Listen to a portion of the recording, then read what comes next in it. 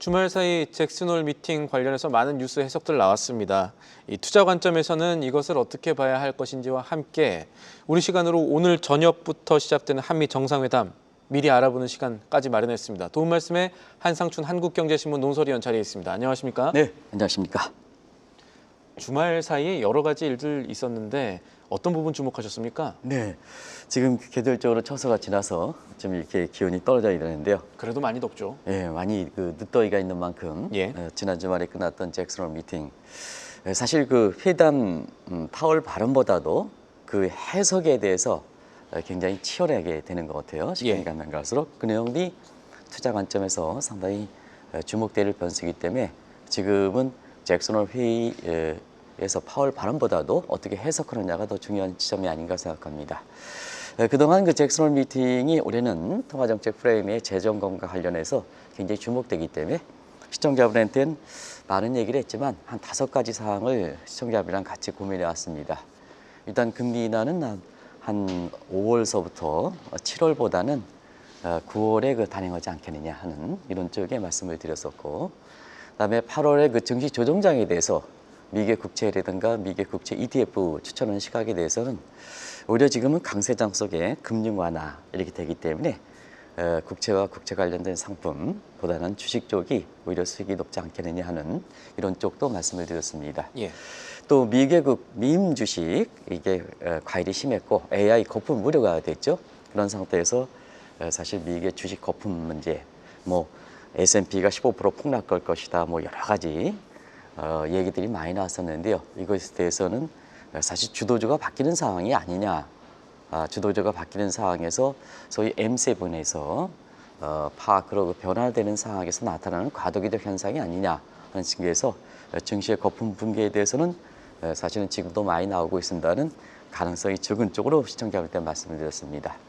그리고 가장 주목됐던 것이 AI 거품이라든가 M7의 거품이 됐다 보니까 항상 그 여름 휴가철이 끝나면 무슨 위기가 많이 발생하거든요. 근데 올해 그 잭슨홀 미팅 이후에는 과거처럼 그렇게 금융위기는 발생할 가능성이 적다 하는 이런 쪽으로 5가지 결론을 맺어들었습니다. 사실 파월 발언이 어떻게 될 것이냐 하는 측면에서는 지금은 그 고용과 물가 양대 지표죠. 예. 요렇게 엇갈리게 나왔죠. 그래서 어느 것을 중시하느냐에 따라서 사실상 금리 인하냐 내지는 동결이냐 이 여부가 결정될 거 이렇게 보이는데요. 파월은 법률가이기 때문에 아리까리하면 그레이 에어리어 회색지대를 선택한다. 그런 측면에서 이번에 그 파월 발언을 어떻게 해석할 것이냐는 측면에서는 워낙 그 거품이 우려됐기 때문에 예. 강한 매파 발언 이거에 대한 증시가 억눌렸거든요. 근데 그 부담은 일단은 완화됐다 하는 측면에서 미국 증시가 강하게 반등했다 하는 쪽으로 이렇게 결론을 내줄 수 있지 않냐 생각합니다. 그러니까 생각보다 매파는 아니었다 이렇게 보는 게 조금 더 맞을 수가 있고요. 네네. 잭슨홀 미팅에서 파월 발언이 사실 증시뿐 아니라 다른 자산 시장에서도 관심사였지 않습니까? 그럼 다른 자산 시장에서도 눈여겨볼 부분이 있었는지, 눈여겨볼 부분들이 있었는지가 중요한데 어떻게 보셨습니까? 네. 파월 발언 이후에 제가 좀 어디 좀 가서 조용하게 많은 분들이 얘기하는 시각을 이렇게 얘기 들어봤습니다. 미국도 그렇고 현재도 그렇고 우리나라도 그렇습니다는 사실 파월 발언이 미국 시간으로 22일 오전 10시, 그러니까 우리 시간으로 22일 오후 11시에 했었거든요. 발언이 나온 이후에 그의 경과사항을 보면은 전문가들의 다양한 시각이 어떻게 수렴될 것인가 하는 것도 아실 수 있지 않냐 생각합니다. 대체로 보면 요즘 그 연일 고생하시는 서영업 PD께서 사실 그 다우지수의 일정 그래프를 보여주시겠습니다는 3대 지수 같은 경우에는 발언이 나온 이후에 한 2% 가깝게 올랐습니다. 예. 그 위에는 계속해서 수평적인 모습을 보실 겁니다. 이게 이제 파월 발언에 대해서 다양한 해석이 나온 겁니다. 이렇게 보죠. 이 오면 한 2% 급등하다가 그 위에 계속 그 모습이 유지되고 있습니다. 이게 파월 발언에 대해서 해석이 그날뿐만 아니라 이번 주에도 계속해서 이런 쪽으로 움직이지 않겠느냐 이렇게 보고 있습니다. 그래서 파월 발언 이후에 대체로면 금리가 9월에 1%포인트까지 떨어진다 하는 어떤 이 사람은 그 전문가인지는 모르겠습니다. 이렇게 해서 이런 시각이 있습니다는 그 위에 0.5%포인트, 그리고 그 위에는 0.25%포인트, 지금은 금리 동결까지 나오고 있습니다. 그래서 이 일정 그래프의 모습을 보여드리는 것도 이렇게 시장에서 해석이 중요하니까 시청자분이 그 그래프를 보면 지금 말씀하신 문제를 어느 정도 이해하시지 않겠냐 생각합니다. 국채금리도 똑같습니다. 국채금리는 사실 최악의 상황 피했으니까 금리는 떨어져야겠죠. 그래서 장단기 금리 모두 10시 전후에서 10bp 정도 떨어지다가 그대로 그 모습을 보이고 있습니다. 달러 인덱스 마찬가지로 98대에서 97 레벨대로 떨어지면서 그대로 스트레이트로 움직이고 있습니다. 결과적으로 보면 잭슨홀 발언에 대해서 다양한 얘기 나오고 특정 사람의 얘기 나오고 있습니다는 시간을 흐를수록 시장에서 저기 국채금리, 주가, 그다음에 달러 인덱스는 증시 참여자, 채권 시장 참여자, 외환 시장 참여자의 집단 지성이 나타나는 겁니다. 예. 집단 지성이 나타나는 것은 수요와 공급으로 나타나는 겁니다.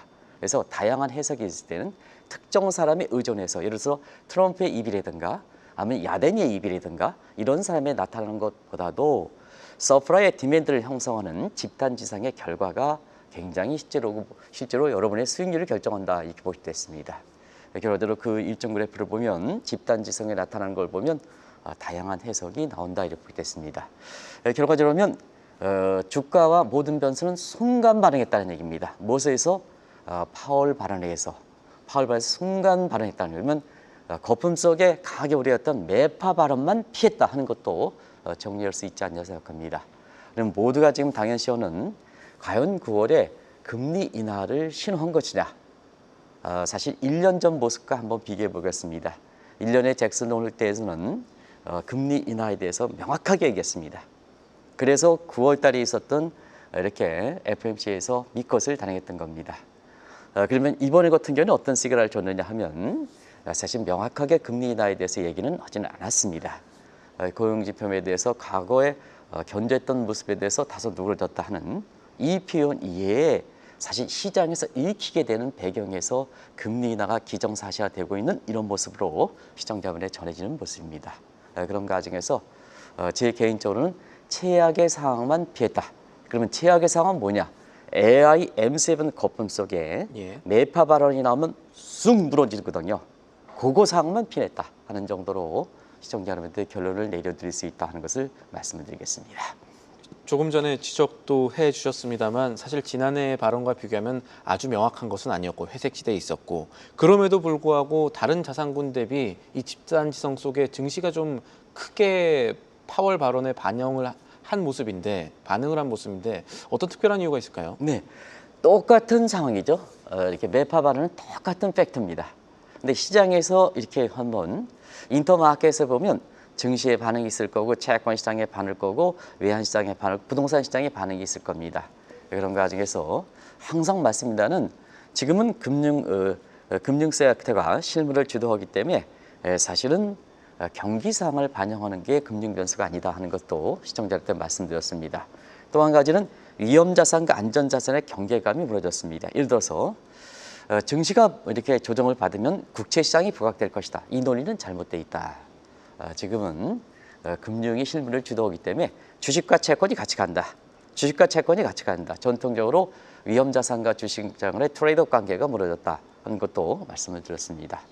그리고 주식과 채권을 같이 가는 속에 유동성이라든가 이런 측면에서, 그리고 지금은 디지털상의 투자자들이 굉장히 마음이 급합니다. 그러다 보니까 단기적인 수익을 굉장히 중시합니다. 그러니까 채권과 것처럼 중장기적으로 이자가 나오는, 이평가 나오는 이것보다도 똑같은 각도에서 오면 주식을 선호합니다. 그래서 주식과 채권이 같이 간다 하더라도 주식이 더 많이 반영한다. 이렇게 모습을 보면 예. 이번에 왜 똑같은 파월 발언을 해서 주가가 올라가고 채권 가격이 떨어지고 달러 인덱스는 못 떨어지겠습니다는 주식과 채권 속에 왜 주가 올라가고 채권 가격도 올라가는데 금리가 떨어졌습니까? 왜 주식이 더 민감하게 반응했을까 하는 측면은 앞서 같은 그런 요인과 함께 지금은 뭐 미국 경기 상황은 사실 좋은 상황이죠. 시청자들도 눈이 말씀드리면 1990년대 후반에 해당될 만큼 물가 2%대, 그 다음에 고용, 완전 고용 상단의 4.2% 그대로 유지, 경제 성장률 3% 나와 굉장히 좋죠. 굉장히 좋으니까 과거 1998년과 같은 이러한 상황에서 과거의 인터넷과 벤처에서 지금 AI라든가 M서버로 교체됐을 뿐이지 그때 상황과 너무나 비슷하다는 얘기입니다. 그래서 버블이 붕괴되더라도 사실 그때 상황과 똑같은 시각에서 닷컴 버블 얘기가 나오는 겁니다. 그리고 엔비디아가 떨어지면 시스코 시스템사의 경로를 겪지 않겠느냐. 똑같이 상황이 그때에 빗대는 겁니다. 그런 과정에서 사실 지금은 미국의 증시가 상당히 강세장이지 않습니까? 그러면 이제 9월 달에 금리 인하가 된다. 그러면 강세장 속의 금리 인하니까 결과적으로 증시가 가장 민감하게 반응할 수밖에 없다. 왜 그러냐? 1990년대 후반에 골디락스에 대한 유포리아의 재현 현상, 이런 기대감 때문에 그렇다는 것을 말씀을 드리겠습니다. 알겠습니다. 한 가지 더 살펴보죠. 한 의원께서 올해 잭슨홀 미팅 전부터 이 주제로 저희랑 대화를 하실 때 연준이 통화정책 프레임워크 재점검할 수 있다. 방송에도 말씀하셨고 수정할 거다 이렇게 말씀하셨는데 실제로 그렇게 됐습니다. 연준이 평균 물가 목표제 폐지하기로 했다. 이거 투자 관점에서 어떤 정도로 중요한 내용입니까? 네, 국내에서는 많이 이 문제를 다루지 않고 있습니다는 통화정책 프레임워크거든요. 그래서 5월부터 우리가 마크 이렇게 국장의 그 이렇게 로우바우 박장의 사실 이때부터 이 평균 물가제 포기 문제가 폐지 문제가 굉장히 중요할 거다. 결국 9월에 금리 인하 이 여부도 이 인플레 타겟팅 문제 관련된 에버리지 인플레 타겟팅의 폐지 문제도 굉장히 깊은 연관을 갖고다는 것을 말씀드렸습니다. 결국 이 문제를 다루지 않고 있습니다. 이것도 포기됐습니다. 그래서 정확하게 평균 물가제는 앞에 유연한이 붙어있죠. 그래서 Flexible Average Inflation Targeting의 약자가 FAIT, FAIT다 이렇게 보겠습니다. 자, 이 5년 전에 코로나 사태를 맞아서 금융 시스템이 전제가 되지 못했으니까 거기에는 물가라든가 고용 지표 같은 경우에는 특정 시기에만 가지고 금리 변경을 단행하면 굉장히 위험하기 때문에 일정 기간 동안을 추세를 보자 하는 측면에서 거기에 에버리지 이렇게 인플레이션 타겟팅이 붙었던 겁니다. 그런데 시청자분들 아시겠습니다는 또 우리가 2개월 전서부터 지금 시스템이 안정돼 있다. 파월도 그대로 말씀드렸죠. 이제는 시스템이 안정돼 있다. 그럼 시스템이 안정돼 있으면 시스템이 불안정할 때 도입했던 평균 물가제는 종래로 되돌아가야죠. 그래서 종래가 뭐냐? Flexible Inflation Targeting이다 해서 에버리지만 뺐다 이렇게 보겠습니다. 결국 인플레이션 타겟팅의 종전의 모습은 어떨까? 장기 기대 수익률이 2%로 수렴하는 것을 종전의 인플레 타겟팅이다 이렇게 보겠습니다. 맞습니다. 결과적으로 보면 이것으로 돌아간다 하는데요. 이 문제도 9월 FOMC 결정에 굉장히 중요한 요인입니다. 그러면 지금 장기 인플레이션 타겟팅이 파월의 발언을 보면 금리 인하는 고용과 관련돼서 좀 지표가 좀 다소 이상한 균형을 채우고 있다. 우리도 이제 균형 상태에 대해서 얘기했죠. 이상한 균형을 채우고 있다. 일자리 창출 건수는 급감했지만 밑에도 분모도 떨어진다. 이상한 균형이다 하는 쪽도 말씀을 드렸습니다. 그대로 나온 상태에서 물가도 지금은 인플레 2%에 수렴하고 있다 하는 쪽도 얘기했습니다. 그러면 일부에서 얘기하는 것처럼 사실 0.5%포인트 1% 금리 인하가 단행하겠느냐. 자, 평균 물가제가 종전의 물가제로 단일 물가제 되는 상태에서 장기 물가 2%에 수렴했다고 보면 물가 목표치가 어느 정도 달성했다는 얘기죠. 그러면 결과적으로 미컷이라든가 1%포인트 이렇게 마치 미국의 증시가 다우존스가 800포인트 급등한 모습을 들어서 전문가라는 사람이 파월의 발언을 굉장히 피벗에 강한 피벗을 시사한 것처럼 얘기하는 시각은 잘못된 게 아닌가 하는 그런 과정에서 시장자는 지금부터 사실 그 9월에 FOMC에서 금리 인하 문제를 한번 점검해 보도록 하겠습니다.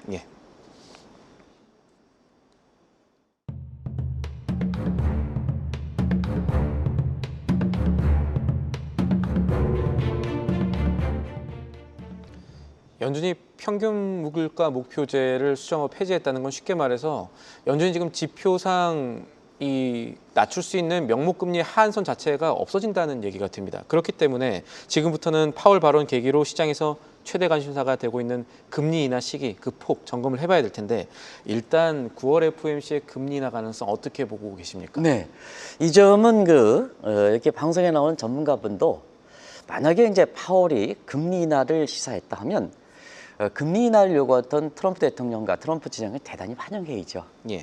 환영해야죠. 근데 트럼프 대통령과 이런 쪽에 이렇게 반응하면 즉각 반응을 했는데요. 어떻게 반응했느냐? 오히려 금리 인하를 더 요구했습니다. 결과적으로 보면 파월의 회색지대 발언에 대한 불안감이 있다는 얘기입니다. 예. 고용 문제에 대해서 다소나마 불균형적인 시각을 했습니다는 과연 9월 FOMC 회의에서 트럼프 대통령과 트럼프 진영이 얘기했던 금리 인하 요구를 확실히 시사한 거냐? 시사했다면 환영해야죠. 왜냐? 얼마나 트럼프 진영이 이렇게 금리 인하 요구를 했습니까? 근데 들어줬다는 점은 환영해야죠. 그러나 사실 오히려 트럼프 대통령 입장에서는 파월의 잭슨 미팅 발언 이후에 금리 인하 요구를 재차 요구했습니다. 결과적으로 보면 파월의 잭슨 미팅의 발언은 결과적으로 보면 9월 회의에서도 경우에 따라서는 금리 인하가 안 되는 게 아니냐는 불안감이 작용해서 트럼프 대통령이 더 금리 인하 요구를 헌적으로 이렇게 해석해야 되지 않겠냐 하는 생각이 듭니다.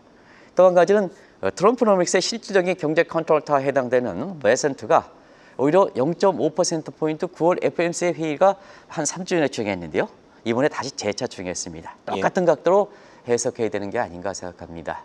그래서 일단은 9월 회의간까지 파월 회의 직전에 아마 시청자분한테 그런 말씀을 드렸을 겁니다. 파월 노이즈와 트럼프 노이즈 간의 9월 FOMC 회의까지는 지속이 된다는 쪽도 말씀을 드렸습니다. 아마 기억이 나실 겁니다. 그런 각도에서 연준 내에 페드 인사 간의 친트럼프 퀴즈와 반트럼프 퀴즈, 소위 바이든 퀴즈 간에 사실 금리 인하를 놓고 논쟁은 굉장히 심하지 않겠냐 하는 생각이 듭니다. 그리고 미국의 학계도 벌써부터 나오고 있습니다. 미국의 학계라든가 이런 쪽도 오히려 파월이 정치화된 게 아니냐 하는 쪽에 얘기할 만큼 인플레 문제에 대해서 너무 이렇게 경시하는 게 아니냐 하는 쪽도 지금 나와서 이 잭슨 미팅의 파월 발언을 두고 굉장히 학계에서는 논쟁이 치열해지는 것도 시청자분이 향후에 관련해서 변화 가능성이 있다는 것도 말씀을 드리겠습니다. 결과적으로 이럴 때는 페드라든가 파월은 기초에 의존하는 겁니다. 그러면 기초는 뭐냐? 양대 책무 지표다 하는 측면에서 자 9월 FOMC가 9월 16일, 17일 이렇게 하는 걸로 알고 있습니다는 결국 고용시장이 다소 후퇴한 듯한 견제했다가 후퇴했던 것을 다시 한번 확인하는 지표가 결과적으로 보면 8월 지표가 발표된 9월 초, 9월 FOMC 이전에 각종 고용 지표가 발표됩니다. 지금 엇갈리게 나옵니다. 이게 어떤 방향의 방향성을 읽어줄까? 해서 9월 FOMC 회의에 금리 인하 쪽으로 확실히 갔을까 하는 측면. 두 번째는 관세에 따른 인플레 영향을 한번 보겠습니다. 7월 PPI가 상당히 많이 올랐습니다. 그리고 이번 주 29일에는 7월 PCE 통화정책의 잣대가는 가격 소비 지출 가격 상승률이 나옵니다. 그리고 다음 달 초에는 8월 달 사실 CPI와 PPI도 나옵니다. 이런 것 결과로 보고 아마 9월 FOMC 회의에 갈 것이 아니냐 하는 생각이 들고 한 가지 더 말씀드리면 사실은 파월이 발언했다고 해서 금리 결정을 파월이 결정하는 건 아닙니다. 맞습니다. 파월의 간을 관련해서 다른 페드 인사의 의사를 무시한다는 것은 그런 방송 해설은 잘못됐다 하는 것도 말씀드리겠습니다. 파월의 얘기는 왜 파월이 의장이냐? 의장으로서는 금리 결정권이 없는 겁니다.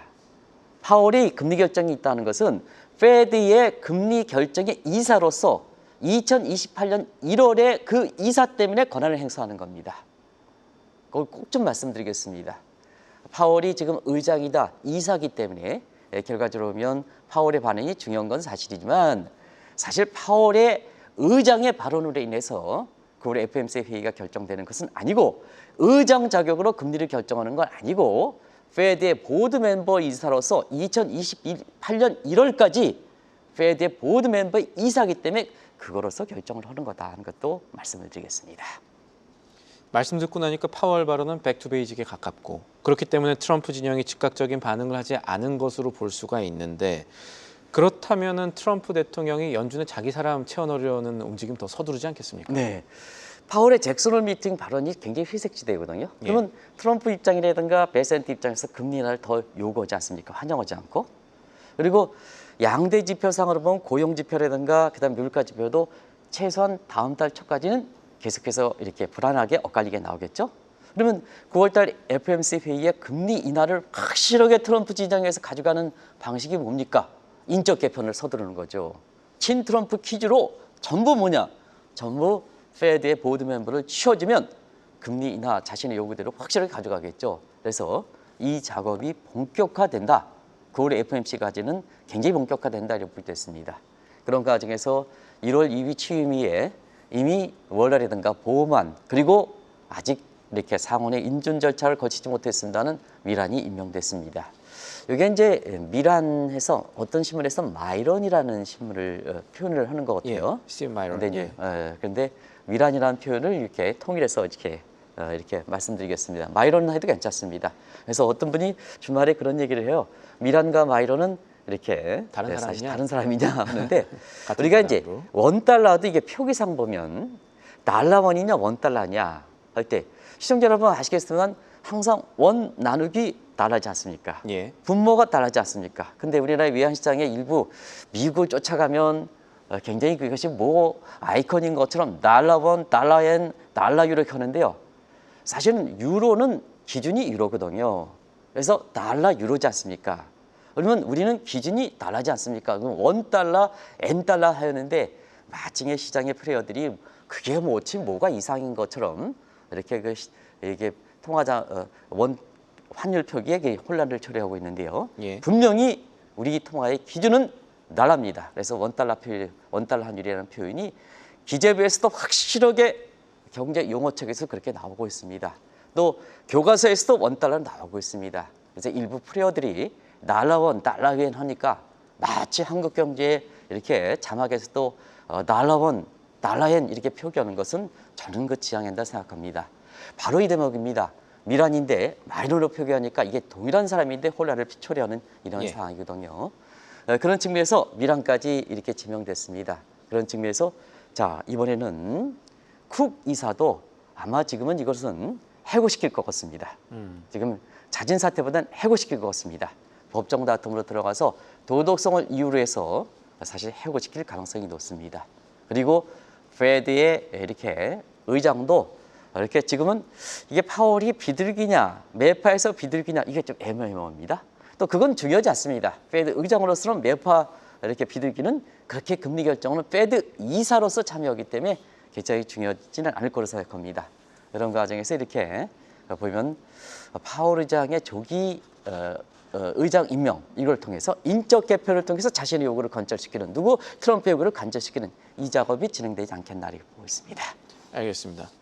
그리고 이제 파월 발언 이후에 점도표가 관심이 되고 있는데 시장에서는 조금씩 점도표가 이 미국 통화 정책 방향성 살펴보는데 유용성이 떨어지고 있다. 혹은 떨어질 가능성이 있다. 이렇게 얘기하는데 어떻게 보십니까, 위원께서는? 네. 인적 개편이 되면 자유로운 일사가 보장되지 않기 때문에 점도표는 의미가 없다. 그래서 9월 점도표는 의미가 없다 하는 쪽으로 시청자로 했는데 한미 정상회담과 관련된 내용이 워낙 중요하기 때문에 예. 그걸 쪽으로 좀 시간을 할애하도록 하겠습니다. 알겠습니다. 지금 그러면은 오늘 밤부터 저희가 살펴봐야 됩니다. 한미 정상회담 어떤 부분이 가장 중요합니까, 우리한테는? 네, 이재명 대통령께서 워싱턴에 도착했다는 내용은 한국경제TV의 우리 서 PD께서 발빠르게 밑에 자막을 보여주고 있습니다는 결국 직전에 한일 정상회담이 열렸죠. 트럼프의 캡 때문에 한일 정상회담은 사실 큰 성과를 내기는 어렵습니다. 예. 트럼프 변수를 뛰어넘을 수 없죠. 근데 한번 이재명 대통령이 거쳐갔다는 것은 미국의 루비오이도 이렇게 긍정적 평가를 내고 있습니다는 결국 좋은 절차가 아닌가. 여기에 대해서도 우리 실무진이 미국에 지쳐가기 때문에 왜 대통령이 실무진 없는 상태에서 한일 정상회담에 간까 이 비판 의식이 많습니다는 개인적으로 보면 트럼프 캡을 뛰어날 수 없다 하더라도 한 번 이렇게 간 것은 굉장히 잘한 절차가 아닌가 생각합니다. 그러면 이제 지금 시청자 여러분한테 오늘 저녁에 시작하는 한미 정상회담 내일 아마 제가 집중적으로 얘기를 하겠습니다는 트럼프의 숨겨놓은 디테일이 뭐냐 하는 측에서 제목만 말씀드리겠습니다. 지경학적 디테일 문제입니다. 이건 안보와 관련해서 주한 미군에 대해서 지금 프리라이딩 비슷한 현장인데 이걸 담보로 해서 얼만큼 요구할 것인가. 이게 뭐 최대 지경학적 숨겨놓은 디테일이 되겠죠. 대미 투자 형태의 디테일은 뭐냐. 지금 3,500이 결정됐습니다. 근데 이걸 지분을 요구할 것이냐. 이거는 사실 삼성전자가 미국에서 가서 인텔과 그런 지분을 요구할 때는 미국의 삼성전자가 자국화하는 이척입니다. 왜냐? 미국은 사실 시청자분도 이렇게 미국의 자제분을 내가 출산 기간 동안에 다 있다가 사실 10일 전에 가더라도 미국은 속지주의 원칙을 채우기 때문에 속인주의가 아니라 속지주의 원칙을 채우기 때문에 기업의 국정 문제에서도 굉장히 중요한 문제입니다. 이게 이제 미국과 투자 관련해서 어떤 사람은 마스크와 이런 것 쪽에 얘기하고 있습니다. 오히려 이것보다 중요한 것이 트럼프 대통령께서 인텔과 같은 지분을 요구할 것이냐. 이건 굉장히 큰 문제다 하는 것을 말씀을 드리겠습니다. 농산물과 세금 관련된 디테일 문제는 완전 시장 개방을 요구할 것이냐. 이것도 굉장히 큰 일입니다. 그리고 비관세 장벽. 트럼프가 한국에 대해서는 프리 트레이딩 FTA를 추진하기 때문에 비관세 장벽을 요구했습니다. 원화 달성 문제, 비관세 장벽 중에서 가장 1등으로 치었던 것이 이렇게 환율 조작 문제입니다. 원화 달성 요구할 것이냐. 그리고 여기는 민감한 사항이기 때문에 자막 예산 제공하지 않았습니다. 자, 그동안 문재인 정부 시절 이후서부터 그리고 경제는 중국에, 미국의 안보는 미국에. 안미경중이라고 예, 하죠. 예. 이 부분에 대해서는 확실하게 요구할 거로 이렇게 볼 수 있습니다. 이것도 민감한 문제고 우리가 입장을 치우는 과정에서는 굉장히 민감한 문제이기 때문에 제가 자막에서는 뺐습니다. 결과적으로 트럼프의 숨겨놓은 디테일, 일부에서는 악마가 되지 않겠냐 이런 쪽이 되는데요. 결과적으로 한국의 참여는 이재명 대통령께서는 우리가 숨겨놓은 디테일 문제는 무엇일 것인가. 한번 이것도 제가 이렇게 좀 오늘 미리 말씀드리는데 시간이 다 돼서 오늘 그 한미 정상회담 이후에 이재명 대통령이 지금 안고 가는 예. 가지고 가시는 이런 디테일 문제에 대해서 해설과 함께 말씀드리도록 하겠습니다. 네, 사실 대통령실 안에도 상황이 녹록지는 않다는 말이 나오고 있는 것으로 아는데 여러 제약 상황에서 우리 국익과 직결되는 한미 정상회담 저희는 계속 따라가 보겠습니다. 오늘 말씀은 여기까지 듣죠. 지금까지 도움 말씀에 한상춘 한국경제신문 논설위원이었습니다. 오늘도 감사합니다. 네, 고맙습니다. 계속해서 다양한 경제 이슈를 알고 싶다면 구독과 좋아요, 알림 설정 부탁드립니다. AI 캐스터 권미정이었습니다.